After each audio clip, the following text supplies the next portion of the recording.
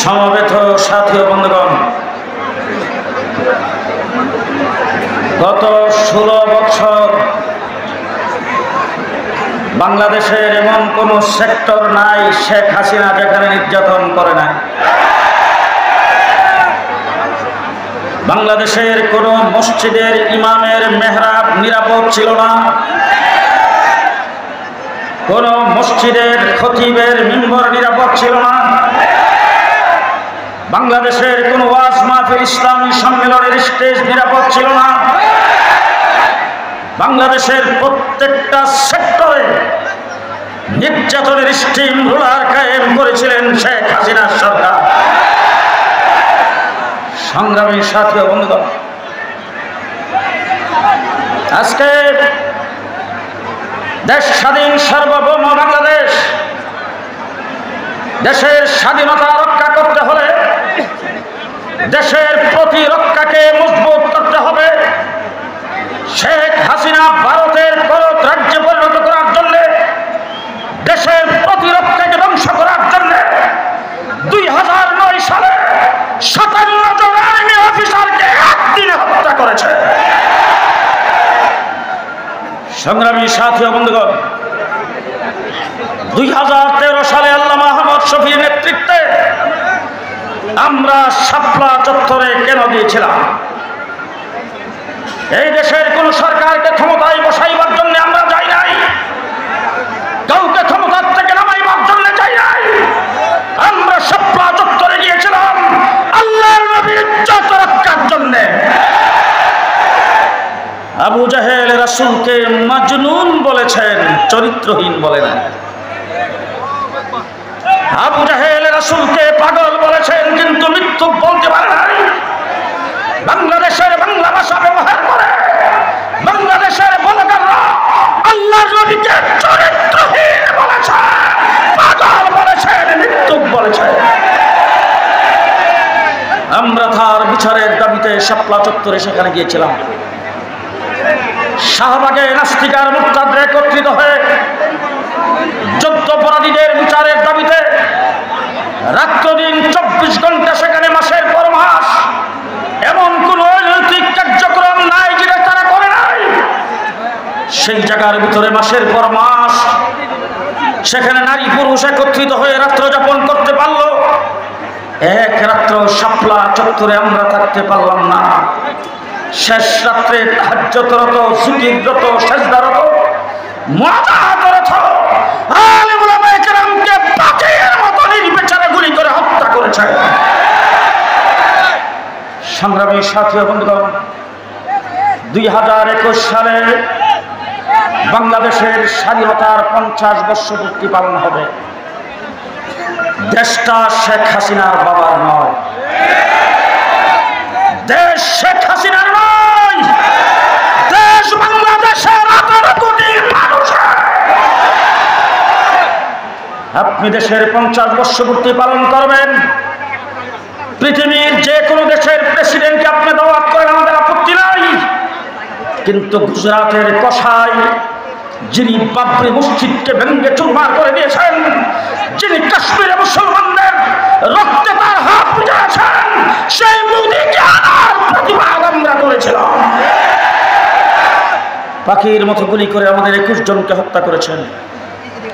হাজার হাজার আলেম ওলামায়ে কেরাম তৌহিদি জনতাকে গ্রেফতার করে বিনা বিচারে কারাগারের নির্মম প্রকোষ্ঠের মধ্যে আটকে রেখেছেন। আমাকে মনিরুল ইসলাম ফিন্দি সাহেব, মৌলানা মুনির কাসেমি সাহেব, আইজুল হক ইসলাম আলী সাহেব, মৌলানা বশিরুল্লাহ সাহেব, আমাদেরকে ফাঁসির কাস্টে রাখা হয়েছে, বাইরে যোগাযোগ করতে দেয় নাই। পরিবারের কারোর সাথে আমাদেরকে যোগাযোগ করতে দেওয়া হয় নাই। আমরা কি দোষ করেছিলাম? মামলা আমাদের বিরুদ্ধে হলো, শত শত গ্রেফতার আমাদেরকে করা হলো, রক্ত আমাদের জড়ানো হলো, 21 জনকে পাখির মতো গুলি করে হত্যা করা হলো, বৎসরের পর বৎসর আমাদেরকে জেলে আটকে রাখা হলো। 2024-এর 5ই আগস্ট বাংলাদেশের নতুন স্বাধীনতা দিবস। আজকে রংপুরের প্রত্যেকটা মানুষকে আমি ধন্যবাদ ও মোবারকবাদ জানাতে চাই। আবু সাহেব 2 হাত উঁচু করে বুক পেতে দিয়েছেন, গুলি করে আমার বুক যাত্রা করে দিতে পারো, তবু বাংলার স্বাধীনতার পতাকা উড্ডীন করে ছাড়ব। এক আবু সাহেবের রক্তে বাংলাদেশের স্কুল কলেজ ইউনিভার্সিটির মাদ্রাসার ছাত্রদেরকে রাস্তায় নামায়া দিয়েছে।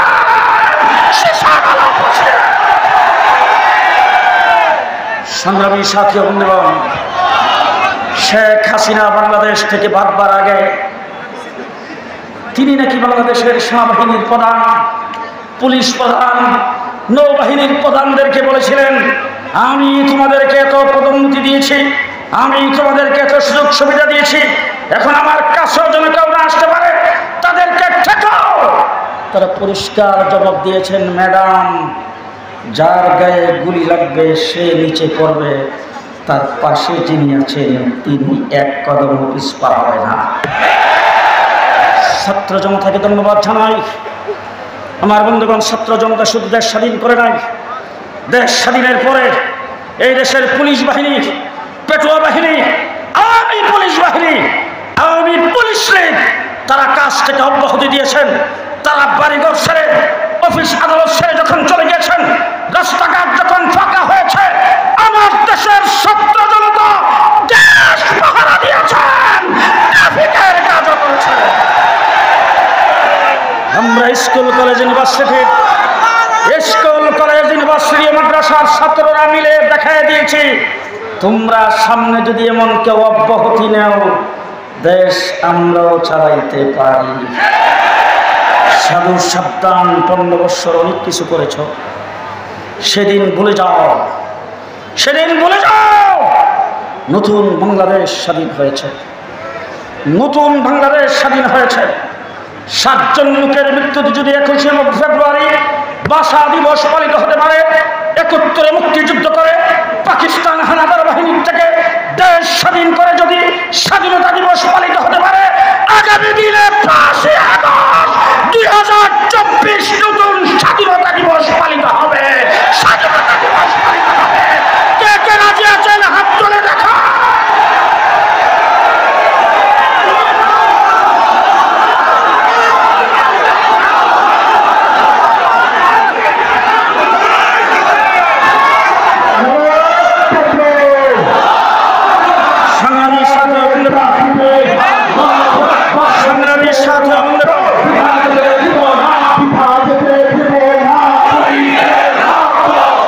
সংগ্রামী সাথী ও বন্ধুগণ, আমাদের দেশের মন্ত্রী, মিনিস্টার, সরকারি বাহিনীর লোকজন কথায় বলতেন শেখ হাসিনা তাহাজ্জুদ পড়ে।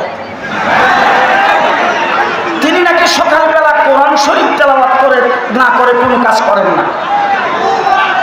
আমি একটা জিনিস চিন্তা করে বুঝে পাই না, ইসলামের জন্য শেখ হাসিনার দরদটা হবে কেন?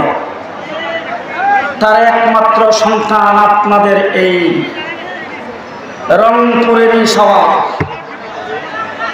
বিয়ে করেছেন খ্রিস্টান, তার একমাত্র বোনের ঘরের ভাগ্না বিয়ে করেছেন খ্রিস্টান, তার একমাত্র বোনের ঘরের বাগ্নি বিয়ে বসেছে একজন শ্বেতাঙ্গের কাছে। ওলামায়ে কেরাম এখানে আছে, যদি কোনো হিন্দু, বুদ্ধ, খ্রিস্টানের কাছে কেউ বিয়ে বসে, এটা কি বিয়ে হয় না বাড়া দেওয়া হয়?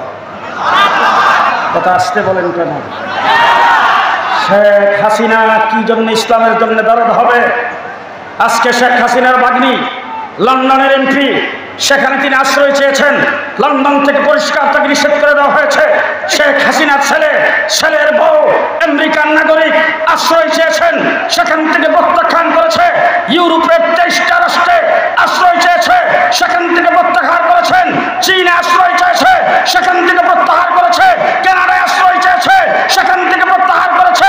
অস্ট্রেলিয়া থেকে প্রত্যাহার হয়েছে। পৃথিবীর কোন রাষ্ট্র তাকে জায়গা দেয় নাই। ভারতের মোদি, তুমি কিভাবে জায়গা দিলা? একতারা বোঝা গেল 15 বৎসর যে সন্ত্রাস করেছেন তার সাথে তুমিও জড়িত। যদি তুমি জড়িত না হয়ে থাকো, তুমি যদি বাংলার মানুষের দরদি হয়ে থাকো, এই দেশের বন্ধু রাষ্ট্র হয়ে থাকো, তাই তাইলে পরিষ্কার ভাষায় বলবো, শেখ হাসিনাকে ভারত থেকে বের করে দাও, শেখ হাসিনাকে ভারত থেকে প্রত্যাহার করো। তাকে স্থান দেওয়া যাবে না। যদি তাকে স্থান দিয়ে রাখো, তার দলবল নিয়ে সেখান থেকে যদি বাংলাদেশের বিরুদ্ধে পানি সত্যে থাকে, ষড়যন্ত্র করতে থাকে, পরিষ্কার ভাষায় বলতে চাই, প্রয়োজনে বাংলাদেশের দূতাবাস বন্ধ করে দেওয়া হবে। ভারতের দূতাবাস বন্ধ করে দেওয়া হবে।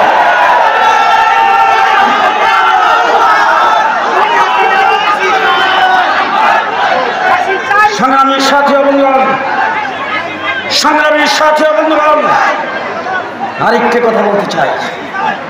বাংলাদেশে অনেক সংগঠন ব্যান করা হয়েছে। জেলখানায় ছিলাম 2 বছর।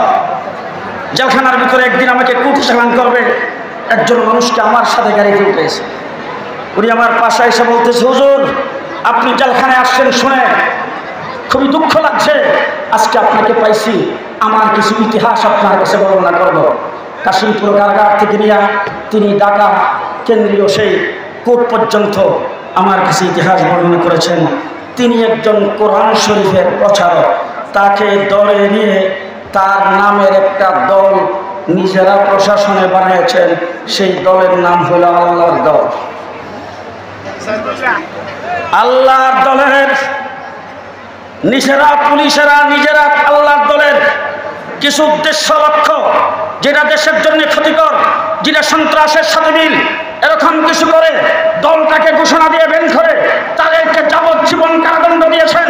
বাংলাদেশে এমন অনেক দল সন্ত্রাসের দায়ে যদি ব্যান হতে পারে, তাইলে আমি বাংলাদেশের এই সমস্ত ওলামায়ে-কেরামকে সাক্ষী রেখে বলতে চাই, আওয়ামী লীগ 15 বছর ছাত্রলীগ যুবলীগ যেই সন্ত্রাস করেছে, সেই দল 1 নম্বরে ব্যান হবে। 1 নম্বরে ব্যান হবে।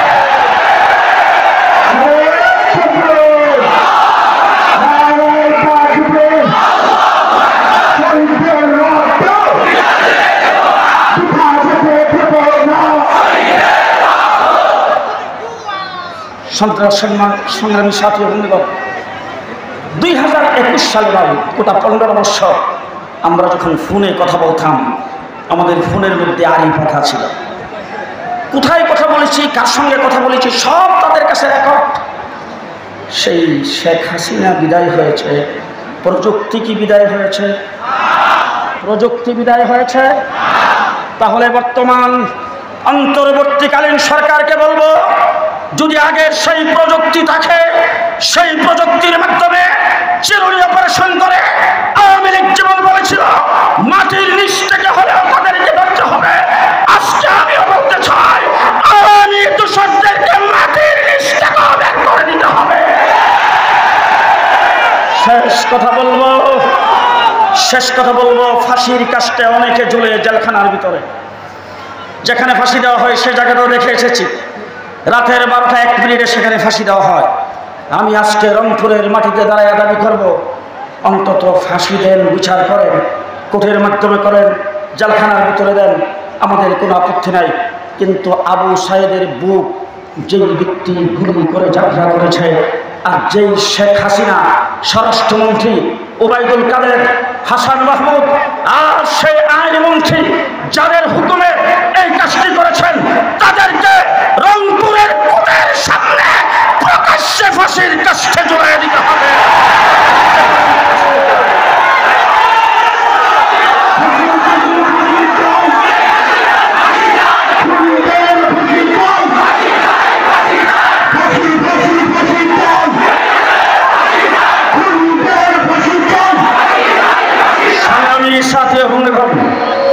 বাংলাদেশের একটি রাজনৈতিক দলের বক্তব্যে 2টি শব্দ আমার দৃষ্টিগোচর হয়েছে। আমি 2টি শব্দের ব্যাপারে কিছু না বলে পারছি না। একটি রাজনৈতিক দল, নাম বলবো না, ওই রাজনৈতিক দলের প্রধান তিনি বক্তৃতায় বলেছেন আওয়ামী লীগকে মাফ করে দিতে হবে। 2 নম্বরে তিনি বলেছেন ভারতের সঙ্গে সুসম্পর্ক রাখতে হবে, তারা দুঃখ পায়, নারাজ হয়, এমন কাজ করা যাবে না। পরিষ্কার ভাষায় বলতে চাই, আপনার বক্তব্য আপনি প্রত্যাহার করুন। পরিষ্কার ভাষায় বলতে চাই, বাংলাদেশে আওয়ামী লীগের কেউ মাফ পাবে না। আজকে আজকে জিজ্ঞেস করতে চাই, আওয়ামী লীগ কি আপনাদের এখানে আছে?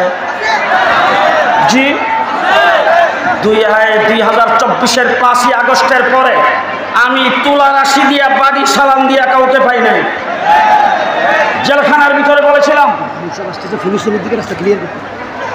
জেলখানার ভিতরে যারা আমার সাথে অ্যারেস্ট হয়েছিল তাদেরকে বলেছিলাম, এমন একদিন আসবে দাদা আওয়ামী লীগ করত, নাতি লজ্জাই বলবে না।